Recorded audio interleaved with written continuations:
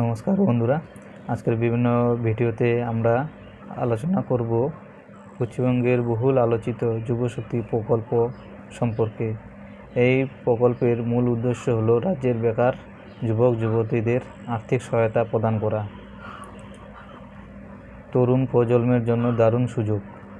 এই মাস থেকে দেশের সকল ছেলেমেয়েরা যুবশক্তি প্রকল্পের জন্য অনলাইনে আবেদন করতে পারবেন। আপনি যদি নিজের দক্ষতা বাড়াতে এবং যুবশক্তির অংশ হতে আগ্রহী হন, তবে এই সুযোগটি হাতছাড়া করবেন না।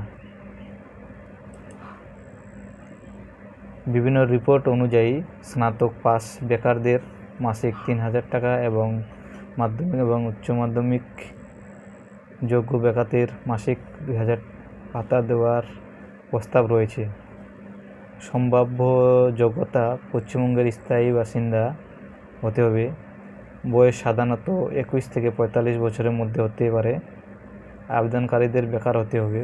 নির্দিষ্ট আয়ের সীমা থাকতে পারে। যে নথিগুলো লাগতে পারে: আধার কার্ড, ভোটার কার্ড, বসবাসের প্রমাণপত্র, শিক্ষাগত যোগ্যতার সার্টিফিকেট, ব্যাংক পাসবই, পাসপোর্ট সাইজ ছবি। আবেদন: অনেকের মনে প্রশ্ন উঠেছে, আবেদন কবে শুরু হবে? বর্তমানে সরকারিভাবে আবেদন শুরুর তারিখ ঘোষণা করা হয়নি।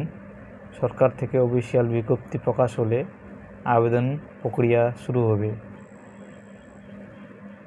কিছু গুরুত্বপূর্ণ সতর্কতা: সোশ্যাল মিডিয়ায় ভুয়া লিঙ্ক বা অন্যান্য কিছু ওয়েবসাইটে আবেদন পোর্টাল থেকে সাবধান থাকুন। শুধুমাত্র সরকারি বিজ্ঞপ্তির উপর ভরসা করুন। নতুন আপডেট পাওয়া মাত্রই আমরা আপনাদের জানাবো। তাই ভিডিওটি ভালো লাগলে লাইক, শেয়ার এবং চ্যানেলটি সাবস্ক্রাইব করতে ভুলবেন না।